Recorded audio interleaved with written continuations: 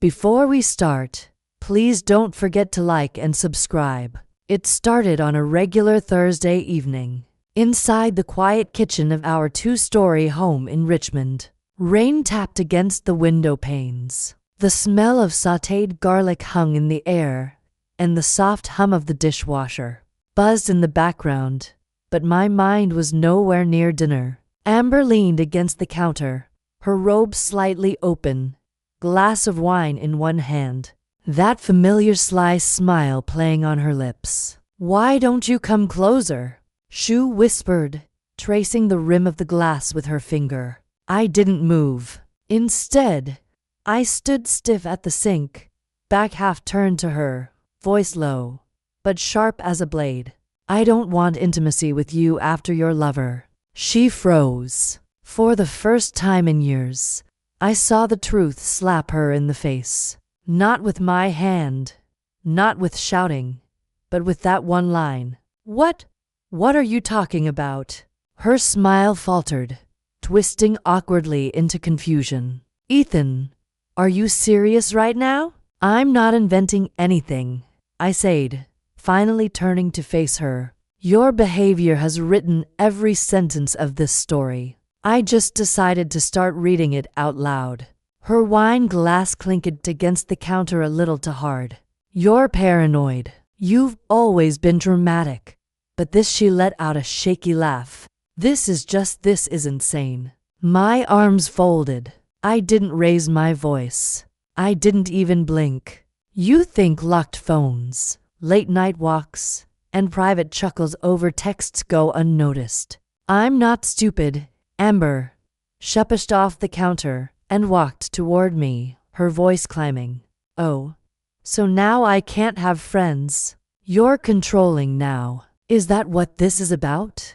You feel neglected, so you're building stories in your head." I stared at her like a man watching something he used to believe and fall apart. "No, I feel betrayed. That's very real." Her face twisted. "Who told you something? Did someone say something to you?" "No one had to," I said quietly. "You did." Amber threw her arms in the air, pacing now. "Unbelievable. You're turning our entire marriage into some conspiracy because I've been going on walks and texting. You need help. You think I'm blind?"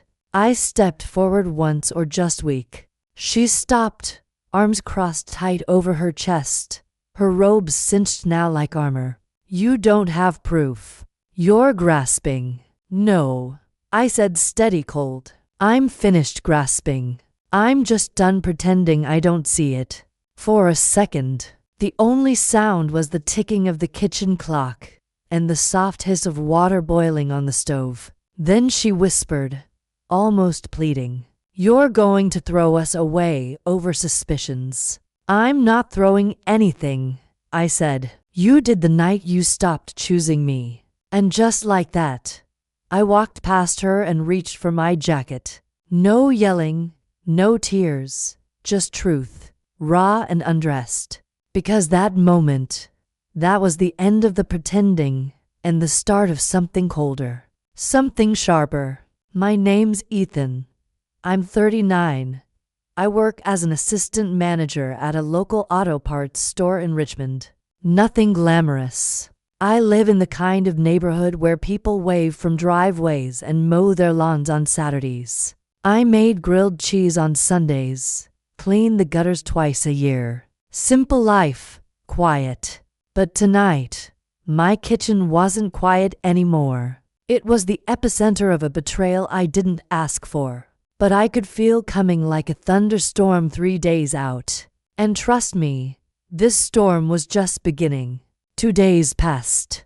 Not a word spoken between us. Amber moved around the house like everything was fine, humming while she folded laundry, asking if I wanted her to pick up anything from the store. Like nothing happened. Like she hadn't stood in the kitchen 2 nights ago and accused me of being delusional for confronting her with the truth. She knew she couldn't deny. But I didn't bite. I didn't yell. I didn't cry. I didn't demand anything. I just watched like a man looking at something already dead but still walking. Every night after work, I came home, showered, changed, ate quietly, sat on the couch. No TV, no music, just silence thick enough to feel. And she hated it. Amber would peek at me over her book, eyes scanning for signs, anything to work with. But I gave her nothing. She would linger near the kitchen, accidentally brushing past me, acting like her old self, like she could seduce her way back into control. But I wouldn't look at her, not once. I wasn't playing anymore, and she knew it. The morning after that fight, I stopped taking my coffee at home. Instead, it drove 5 blocks down to a cafe tucked between a barber shop and a second-hand bookstore. Jackson Street Cafe. I'd been there 100 times before, but now it felt different, like neutral ground. The bell above the door jingled when I walked in. The waitress, Kelsey, a college student with sleepy eyes and a quick smile, greeted me like always. "Hey, Ethan." "Usual." I nodded. "Yeah, thanks." I took the booth in the back, the one near the window where I could see the street, people passing, living, moving forward. I watched an older couple walk hand in hand, their fingers laced like it was still the first year of their love. I watched a kid skateboard past, hoodie half-zipped, earbuds in, a smile on his face like the world hadn't tried to bite him yet. I sat there sipping my black coffee, letting the warmth hit the back of my throat and settle the cold that had built in my chest. My reflection in the glass didn't lie. I looked tired, not from work, not from sleeplessness, from betrayal. It had hollowed me in a way I couldn't fully explain, like my center had been scooped out, and I was walking around with a shell and some habits. That day, I didn't text anyone back, not Marcus, my old college buddy who kept asking when we'd go fishing again. Not my sister, who always sensed when something was off. I wasn't ready to speak yet. What would I even say? That the woman who promised forever suddenly turned into a stranger who dodged questions and flirted with lies. That I could feel her slipping away months before I could prove it. No. So I sat in that booth. Afternoon sun cutting through the blinds, casting stripes across my coffee and hands. I stared out at the street like it held answers, like somewhere between the steps of strangers. I'd find the courage to say the one thing I hadn't said aloud yet. I'm alone now, and that's okay because this silence, it's not surrender, it's preparation. It was around 8 p.m. when she finally asked. The living room was dimly lit. Just a soft glow from the lamp beside the couch and the flicker of candles she lit earlier. Trying to set a mood, I suppose. She curled up at the far end of the sectional, her legs tucked under her, holding a throw pillow she didn't need. I sat in the recliner, thumbing through an old paperback I wasn't really reading. For a while, it was quiet except for the faint hum of the fridge and the occasional rustle of pages as I flipped them without thought. Then, without looking at me, she asked the question like she was commenting on the weather. "Why have you been so off lately?" I didn't look up. I didn't pretend to misunderstand. "I mean," she went on, forcing a little chuckle, "you barely talk to me. You've been sleeping on the couch. You leave every morning like we're strangers. It's starting to feel weird." I set the book down slowly, pressing my thumb into the cover. Then I looked at her calm, cold, clear. "I'm preparing for a bachelor's life." She blinked like she hadn't heard me correctly. "What?" I didn't flinch. "You asked. That's your answer." Her smile faded. That tight little curve she'd been wearing like armor dropped instantly. "Is that supposed to be a joke?" she asked, voice lower. Now, eyes narrowing. "No," I said, folding my hands in my lap. "It's not a joke. I've been adjusting, getting used to silence, cooking for one, sleeping alone, that kind of thing. Her face changed. A flicker of real fear passed through her eyes, and for the first time, she didn't have a comeback ready. No spin, no sarcasm, just silence. She leaned forward a little, the pillow still clutched to her chest like it was some kind of shield. "You think I've done something unforgivable?" she said slowly, testing the waters. "But Ethan, I haven't done anything. I haven't crossed any lines." I tilted my head slightly. "No." So, the late walks, the locked phone, the whispering in the hallway, the change in perfume, all just coincidence. "I needed space," she said quickly. "You were distant first. You stopped paying attention." I almost laughed. Almost. But I kept my expression neutral. "I didn't stop paying attention, Amber.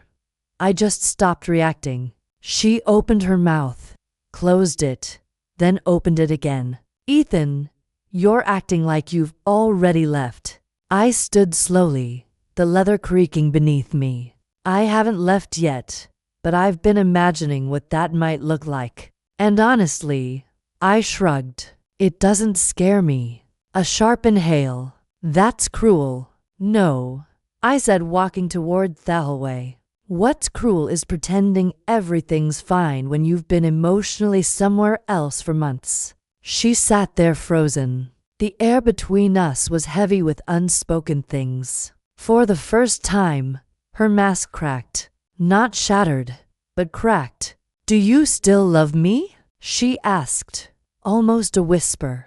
I paused at the hallway, one hand on the frame. "I'm not sure what love looks like anymore, but I know what respect feels like, and that's been missing for a long time." I left her sitting there, the candlelight flickering across her stunned face. And in the quiet that followed, I heard it. The soft sound of a pillow falling to the floor. No yelling, no slamming doors, just a shift. A subtle quiet shift. But that's how things break sometimes. Not in explosions, but in the sound of a woman finally realizing the grip she had is slipping.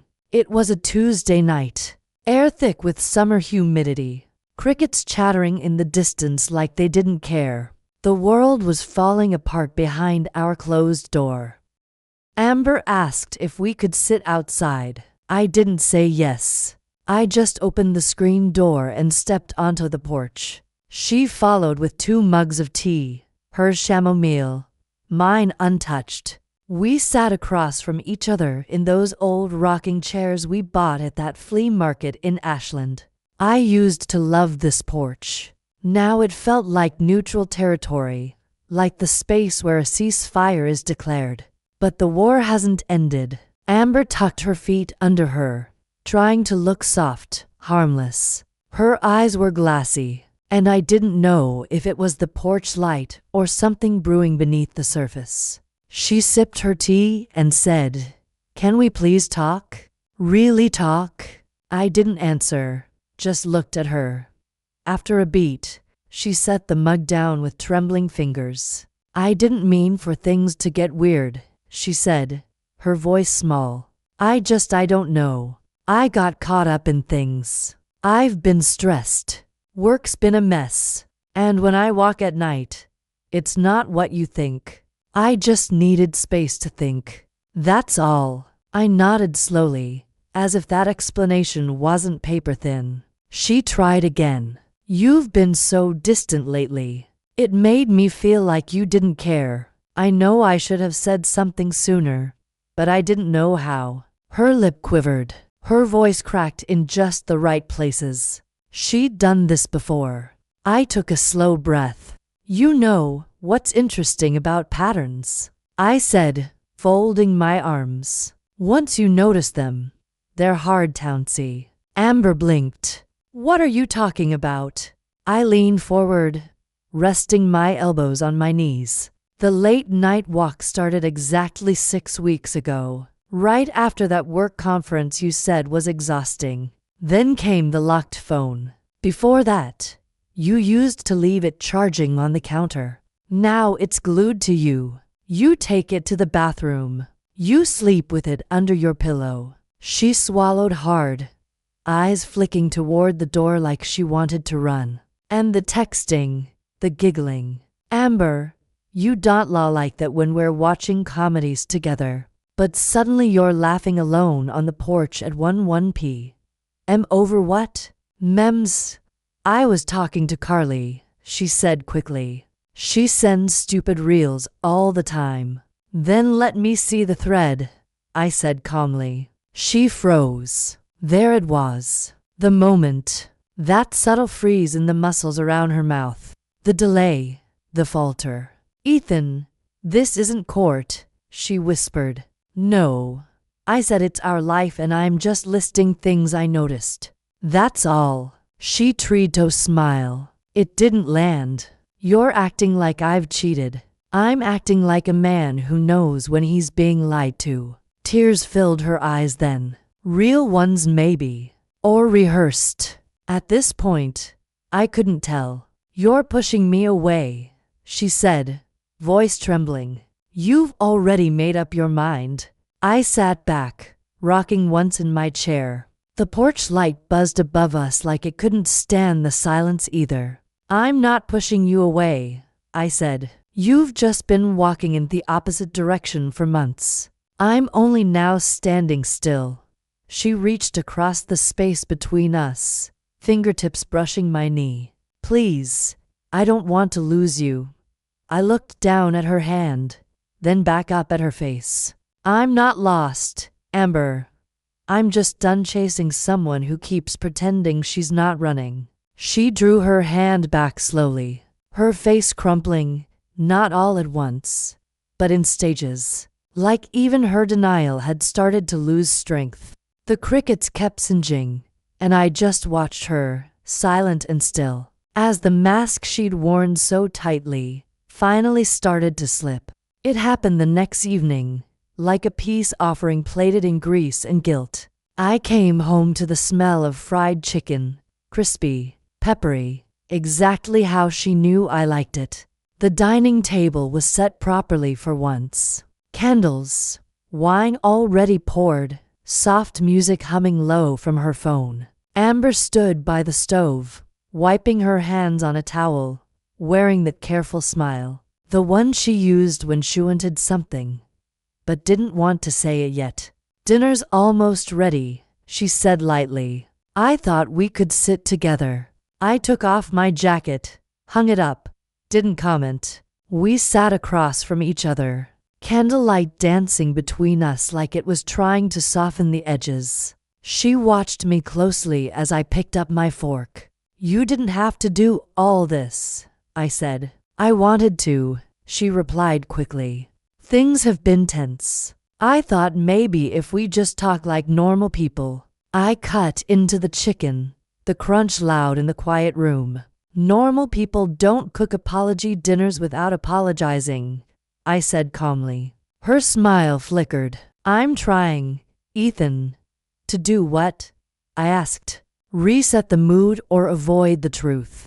She picked up her wine glass, took a small sip, then set it down untouched. You always do this, she said softly. You corner me with words. No, I replied. I asked direct questions. You dance, she inhaled slowly. What do you want me to say? I met her eyes, didn't raise my voice. I want you to tell me who he is. Her hand tightened around the stem of the glass. There's no he, she said automatically. I didn't respond, just waited. Seconds stretched.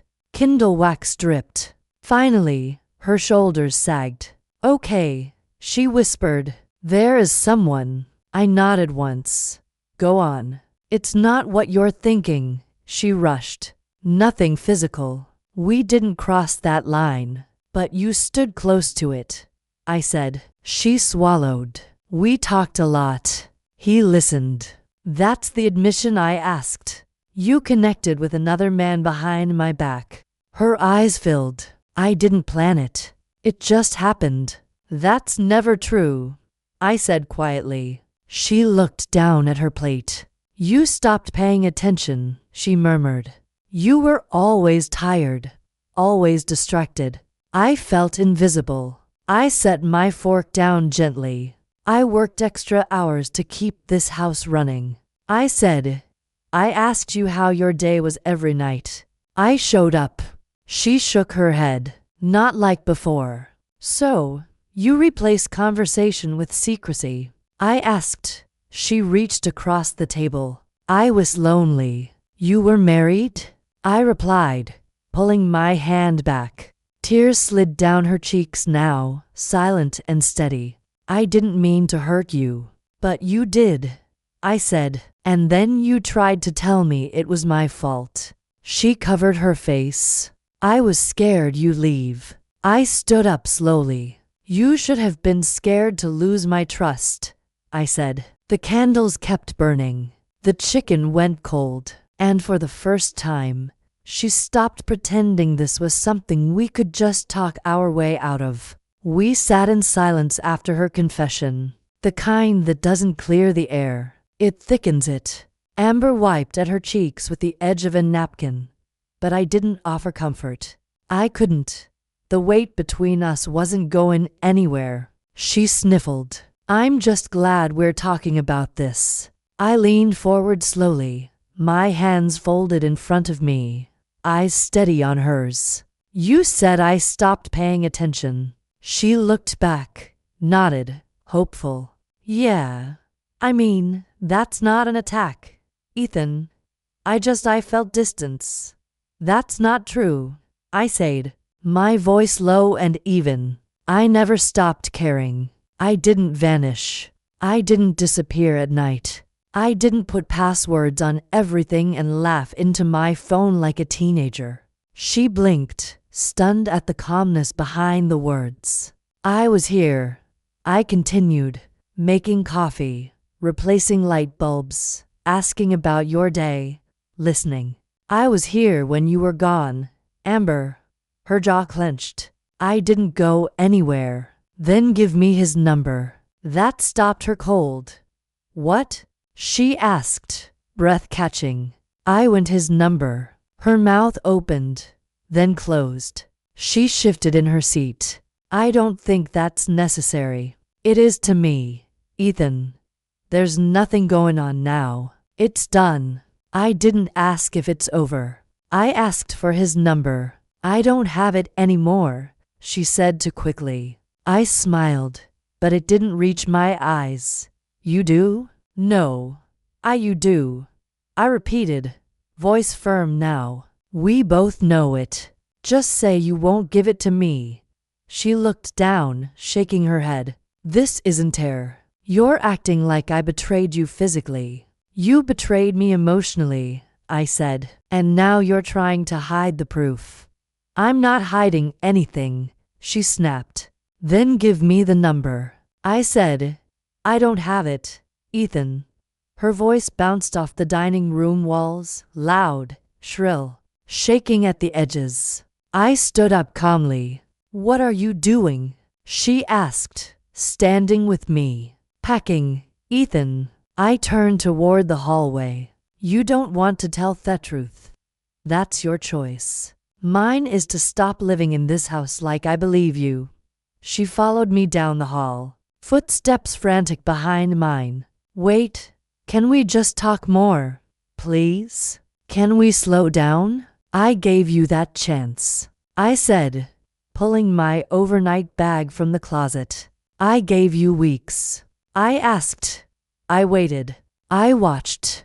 You want to control the version of the truth I get. And I'm not interested anymore. You're throwing this all away over something that wasn't heaven. Don't, I said, cutting her off as I grabbed my toiletries. Don't finish that sentence. She stood at the doorway, hands trembling, eyes red and wet. Please just stay. We'll figure it out. I zipped the bag, slung it over my shoulder, and looked at her for one long moment. I'm done figuring out lies, Amber. And I walked past her, through the house I once called home, down the steps of the porch we used to sit on, and out into the night. Not angry, not yelling, just gone. If you're enjoying the story, please hit the like button. Marcus had a one-bedroom place on the 4th floor of a converted brick warehouse downtown. Exposed pipes, no elevator,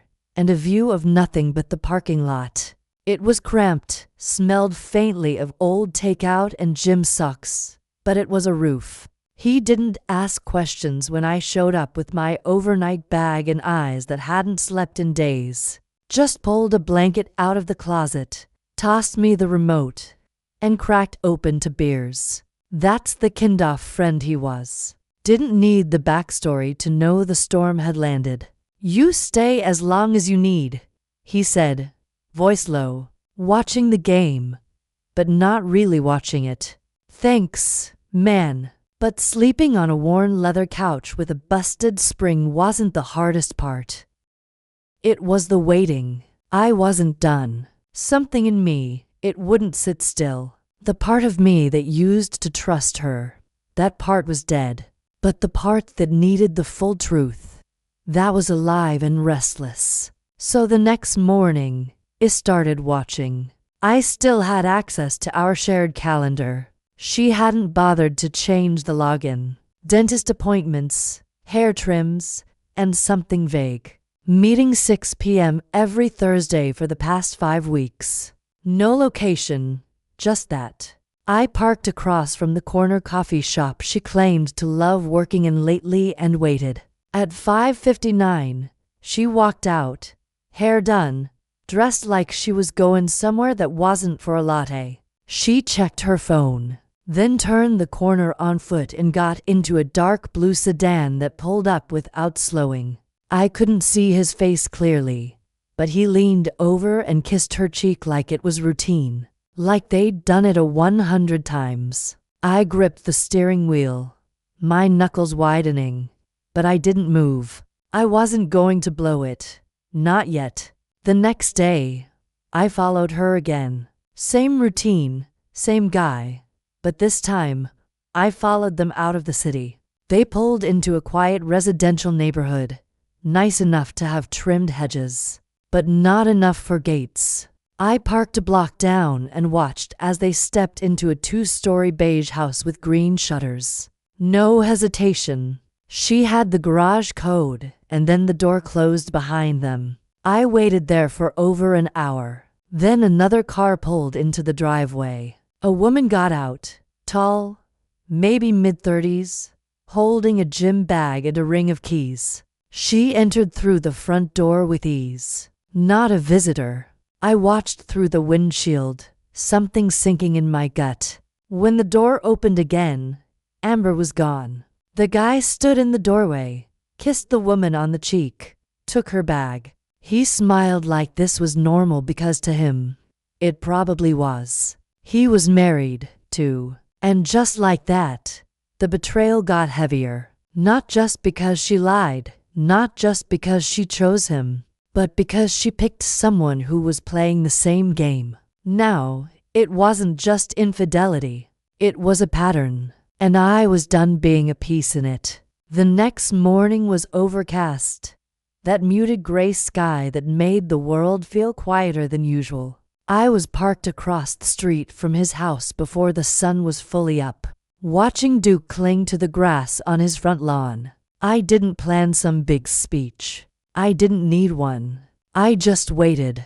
At 7:42 a.m., the garage door creaked open, and he stepped out with a gym bag slung over his shoulder and a travel mug in hand, dressed in a crisp polo and running shoes. Hair wet, shaving nick on his chin. He looked normal, like he hadn't just spent the night with someone else's wife.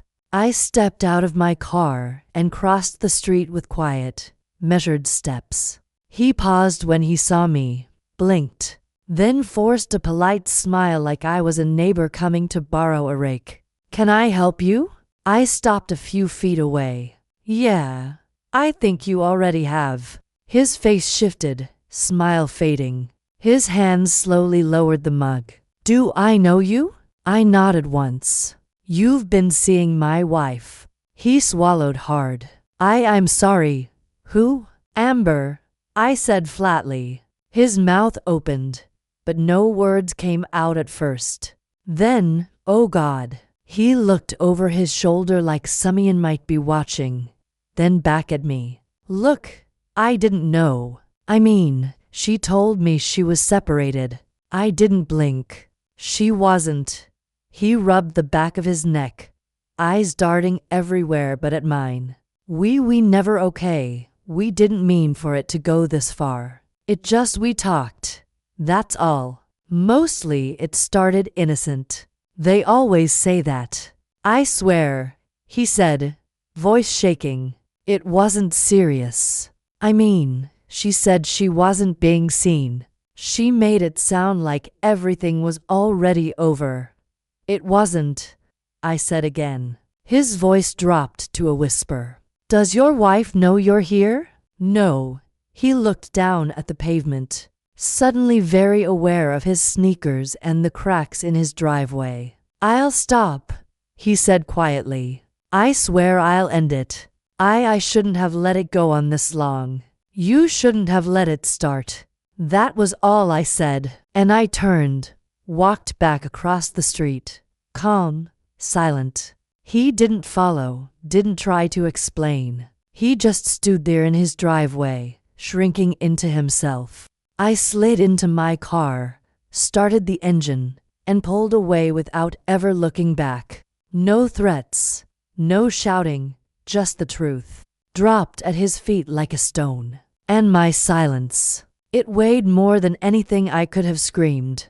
I didn't call, didn't text, didn't even pause at the curb like I used to. Just pulled into the driveway of the house we used to share. Same cracked concrete, same faded shutters, same hydrangeas. She never watered. Everything looked familiar. Everything felt foreign. The key still worked. The door creaked open, and there she was standing in the kitchen in yoga pants and a loose tee. Hair pinned up like she hadn't expected anyone. She froze when she saw me, then smiled too quickly, too wide. Ethan, she said like I'd been gone a weekend, not a lifetime. What are you doing here? I walked past her, silent, steady, placed the thick manila envelope on the table beside the fruit bowl. She followed, hesitant. Is something wrong? I pulled out a chair, Saturday, then met her eyes across the silence. I saw him yesterday. Her face went still. Then slowly she tried to recover. Saw who? Don't. She crossed her arms. Ethan, I don't know what. Your lover, I said calm but sharp. The man whose car you've been slipping into every Thursday. The one with a wife of his own. The one who looked like he'd seen a ghost when I knocked on his door. She stared at me, blinking. I continued, voice even. He admitted everything. Swore it was just emotional, that it never got physical. He also promised it was over. I tapped the envelope. This is too. She looked down at it like it might burn her fingers. You brought papers? She asked, her voice suddenly brittle. Divorce, I said. Filed yesterday. I already signed. Her breath caught. Her face palled. You can't be serious. I am. But Ethan, we can talk. We can fix this. Your lover left you yesterday. I added quietly, cleanly. The color drained from her face completely. What? He's done. He ended it. I think I shook him. So now you were back to square one. She stepped back like she'd been hit. And then just like that, the mask fell away. The fake smile, the tremble, the performance gone. What came next was fire. You smug piece of. She didn't even finish the sentence. Just slammed her palm against the table so hard the envelope jumped. I made one mistake. You made dozens. I snapped. Lies, secrets, hiding a second life in our house. That's not one mistake. That's who you became. You emotionally abandoned me. I cooked for you. You weren't the same. You never gave me the chance to be. I said, you just walked away. You just didn't tell me. She grabbed a plate from the drying rack, one of the good ones, the one we got for our anniversary, and threw it against the wall. It shattered. I didn't flinch. You want to make me the villain? I asked. Fine. Call me cold. Call me distant. But don't call me blind. Not anymore. She stood there, chest heaving, mascara smudged under her eyes. I gave you everything, she spat. No, I said quietly. You gave him the part of you that was mine. The next dish flew harder. A wine glass this time exploding against the floor tiles. I hate you, she whispered. You hate being caught, I replied. You were supposed to fight for me. I was supposed to be your husband, I said. You didn't want that. Silence hung thick and electric. Then she dropped into a chair, breathing hard, rage turning to disbelief. So that's it. That's the end. I stood slowly. No, that's the beginning, I said. For me. I left the envelope there on the table and walked out, the sound of broken glass crunching under my shoes, each step feeling like a release. Behind me, the house finally felt honest, ugly, loud, wrecked, but no longer pretending. It took less than a week after the papers were finalized for Amber to start her campaign. First came the vague posts, those tired, half-baked quotes about choosing peace over pain and letting go of toxicity. Then the not-so-subtle ones, a blurry selfie with red-rimmed eyes captioned, "You think you know someone?" followed by a dozen broken heart emojis. She didn't tag me. Of course, she didn't have to. People knew. We had mutual friends, a small town, a shared history. Our names didn't need to be in neon for the message to land. She wanted to control the story, frame herself as the wounded woman discarded by a cold, distant husband who stopped showing affection and withheld love as punishment. Her words, word for word. It might have worked if people hadn't been watching the slow unravel for months. The first comment that pushed back came from Lisa, our former neighbor. She wrote, "Amber, we were all there. Don't rewrite the story now." Then came Corey, my oldest friend from college. "You don't get to play the victim after what you did to him." And then Michelle, "You told me yourself you were seeing someone else. Don't act surprised now that it caught up to you." One by one, the floodgates opened. Not insults, not attacks, just facts. Quiet, firm truths. Amber tried to respond at first, deleting comments, blocking people, sending DMs to anyone who hadn't spoken up yet. "Can I count on you to have my back?" But the truth had traction, and it didn't need my help. I never posted a single word, didn't defend myself publicly, didn't correct her timeline, didn't screenshot receipts. I just watched. Not with joy, not with satisfaction, just observation. The same way I'd watched her weeks ago, spinning her lies over candlelight chicken and wine she didn't even like. Eventually, she shut it all down. Her Facebook disappeared first, then Instagram, then the TikTok account she never really used anyway. Gone. And just like that, the carefully curated character she'd been building, the one who did everything she could, vanished with a tap of a button. I heard later she told someone at her yoga studio that she needed a social detox, that she was tired of negativity. But I knew what really happened. The mask cracked too wide, and there was no patching it. Amber had built her defense on performance, on pity, on selective truth, on curated vulnerability. But people saw through it because pain tells one story, but patterns, they tell the truth. And when people started comparing her words to her actions, the math didn't add up. So she disappeared, not from the town, not from the world, but from the space where she thought she could control the narrative. And what remained in that void was silence. The kind that doesn't beg to be fixed. The kind that sounds like consequence. It's been 6 months.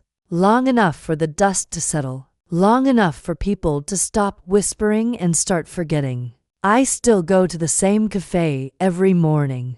Jackson Street. Same booth in the back. Same chipped mug. Same waitress who knows I take it black. Kelsey's graduated now. But the new girl, Erin, she's figured me out quick. Quiet guy, early riser, tips well, keeps to himself, and I like it that way. No more questions, no more pretending, just me, a corner booth, and peace. One morning in early spring, Marcus slid into the seat across from me, uninvited, but welcome. He had a grin on his face. The kind he wore when he had gossip he didn't want to admit was gossip. "You hear about Amber?" he asked, sipping from a paper cup like he was trying to sound casual. I didn't look up from my coffee. No, she's working out at her parents' place. That farm outside Mechanicsville. That made me pause. Amber heels on Gravel City brunch. Mock everything rural Amber on a farm. Seriously, I said, raising an eyebrow. Dead serious? Apparently, the job interviews dried up. Word got around. You know how people talk in Richmond. Every company she applied to either ghosted her or told her they'd keep her in mind. Guess those Instagram quotes didn't hold up in HR, I said. Marcus laughed. She's mucking stalls, planting tomatoes. Her dad posted a photo of her holding a goat. A goat, man. I gave a slow shake of my head. Not mockery, not triumph, just disbelief. Amber used to roll her eyes at her parents' farm. Said it was cute but outdated. Called it manual labor for people who peaked in high school now. It was the only place that would take her in. She's still seeing that guy? I asked. Marcus shook his head. Nope. Word is his wife found out everything and kicked him out. He tried reaching out to Amber after the fallout, but she shut him down. Didn't want to be tied to the wreckage. Figures. Amber always liked the illusion of control. But when things really burned, she jumped ship before admitting she lit the match.